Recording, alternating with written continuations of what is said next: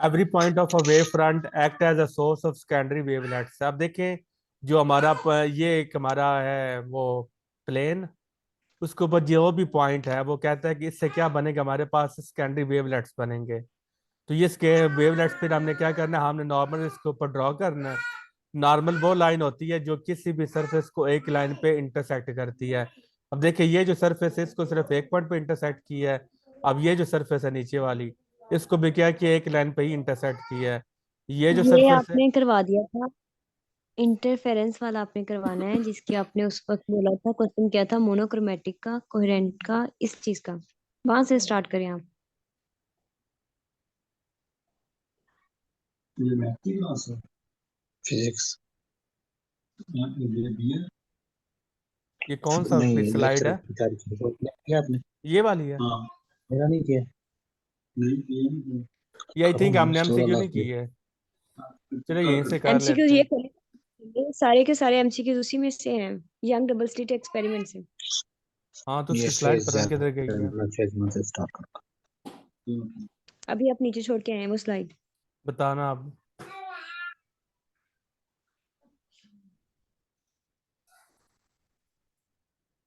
ये वाली है?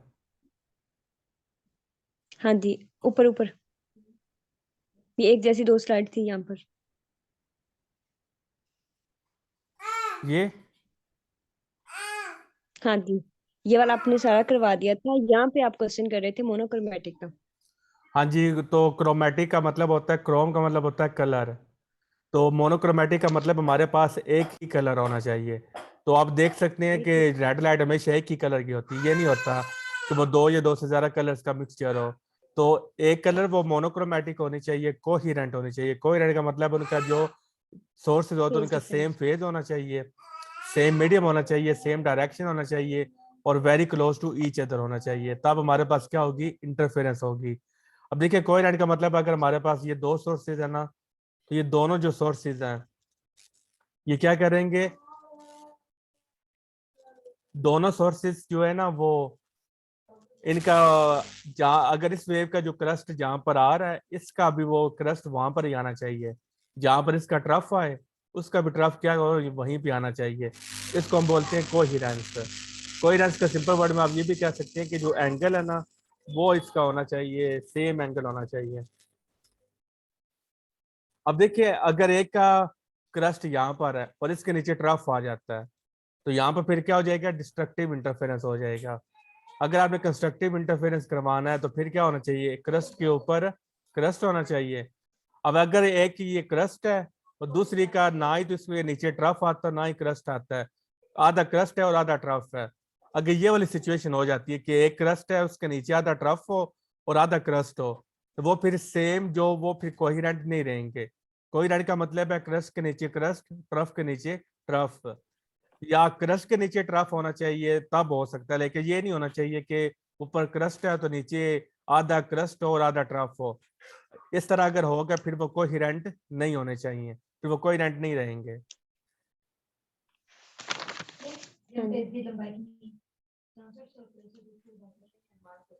लीवर है ना। तो जो इंटरफेरेंस का जो इंटरफेरेंस हमेशा कौन देती है, वेव्स देती हैं। तो ये वेव की प्रॉपर्टी है कि वो हमेशा क्या देगी, इंटरफेरेंस देगी। अब देखिए मैंने ये क्वेश्चन आपसे किया था कि जो है ना जितनी भी वेव्स हैं वो हमें इंटरफेरेंस भी देंगी, वो हमें डाइफ्रैक्शन भी देंगी, वो हमें वो एक और क्या ही होता है इंटरफेरेंस।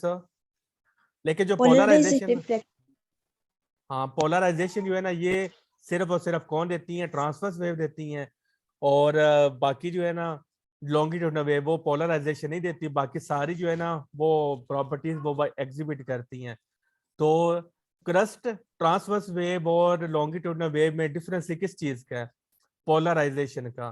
तो ये हमें बताती है कि जो हमारी है ना अच्छे जो हमारी लाइट है ये लॉन्गिट्यूडनल होती है, ट्रांसवर्स होती है। लाइट ट्रांसवर्स वेव है या लॉन्गिट्यूडनल वेव है?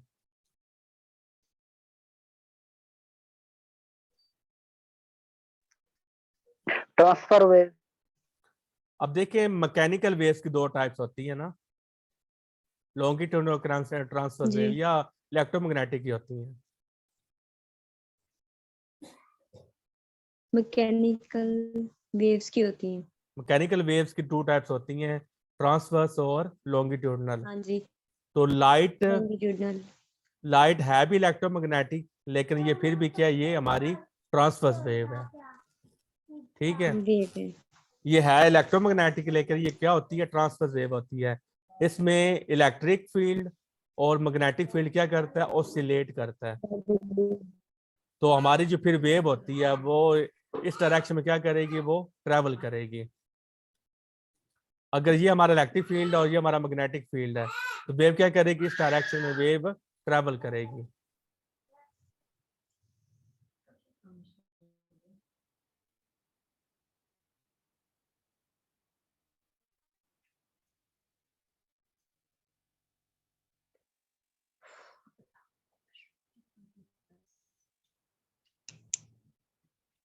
तो ये आ सकता है कि ट्रांसवर्स वैसे तो होती है मैकेनिकल वेव से, लेकर जो लाइट है वो वाइड इलेक्ट्रोमैग्नेटिक वेव है जो हमारी ट्रांसवर्स वेव होती है।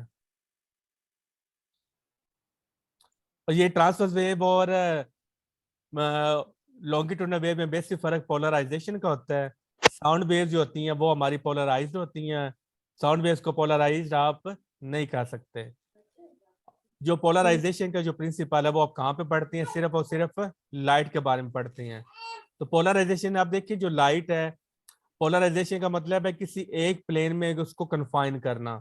अगर आप चाहते हैं कि सारी लाइट सिर्फ इस डायरेक्शन में कन्फाइन हो जाए, बाकी जो है ये नीचे वाली डायरेक्शन ये भी खत्म हो जाए, ये वाली जो डायरेक्शन ये भी खत्म हो जाए, क्योंकि आप जानते हैं कि लाइट जो होती है वो हर डायरेक्शन में ट्रेवल करती है। अगर ये सन है ना, तो लाइट हर डायरेक्शन में ट्रेवल करेगी।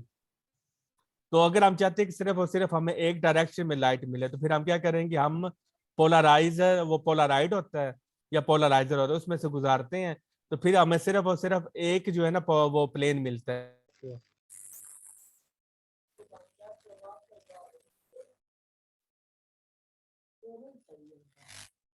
नहीं, तो जस्ट हम चाह रहे लाना उसका।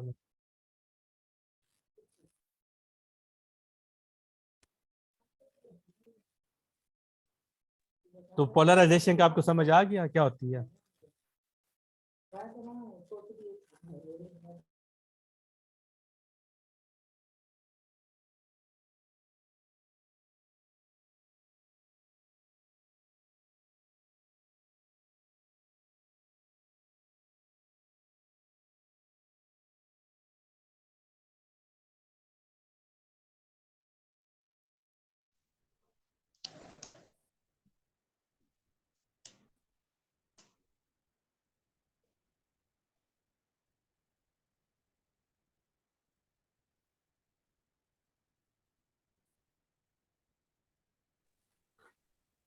Laser light is considered to be coherent because it consists of coordinate waves of exactly the same wavelength। जब सेम वेवलेंथ होगी वो क्या होगी, हमारी कोहेरेंट होगी। अब देखिए, मैनी वेवलेंथ हमारी लेजर में तो होती नहीं है, अनकोऑर्डिनेटेड वेवलेंथ भी नहीं होती, डाइवर्जेंट बीम भी नहीं होती। डाइवर्जेंट का मतलब है वो हर डायरेक्शन में क्या करेगी, मूव करेगी। लेकिन जो लेजर लाइट है वो सिर्फ और सिर्फ क्या करती है, एक ही डायरेक्शन में मूव करती है। इसका आंसर हमारा क्या होगा, सी होगा।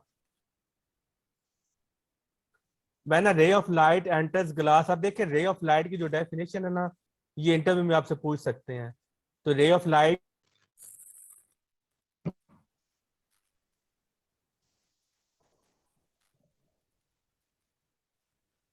पसंद करनी मैं ठीक है, एक टेढ़ा स्पार्क करदा पिया ना।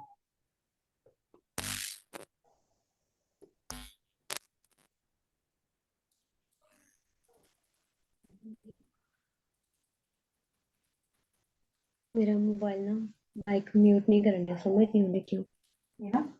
हाँ,